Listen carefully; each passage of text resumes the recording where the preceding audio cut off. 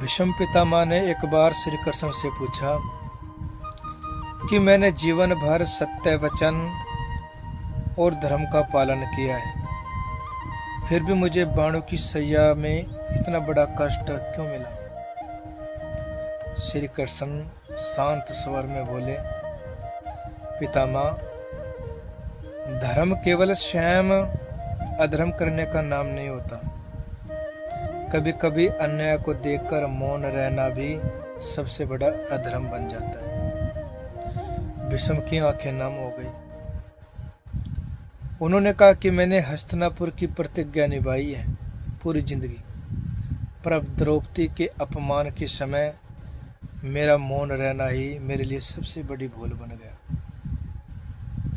तब कृष्ण मुस्कुरा कर बोले, मनुष्य की परीक्षा उसके ज्ञान से नहीं होती है, उस समय होती है जब उसे सत्य के लिए अपने ही लोगों के विरुद्ध खड़ा होना पड़ जाए। जीवन केवल एक अच्छे कर्मों का करना पर्याप्त नहीं है।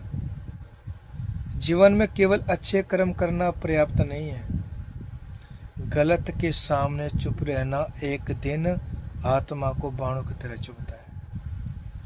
अगर हम भी अन्याय को देखकर चुप रहते हैं तो हम भी भीष्म पितामह वाली भूल कर रहे हैं।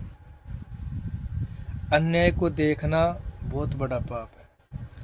ये ज्ञान ये दर्शाता है कि हमें हमेशा अपने ज़मीर को जिंदा रखना चाहिए, अन्याय के खिलाफ बोलना चाहिए। और ज़मीर जिंदा है तो हम इंसान हैं, अगर ज़मीर जिंदा नहीं है तो हम इंसान नहीं हैं। तो अगर आपको ये विचार अच्छे लगे हों तो लाइक कीजिए और कमेंट करके हौसला भी अफजाई करिए। धन गुरु नानक।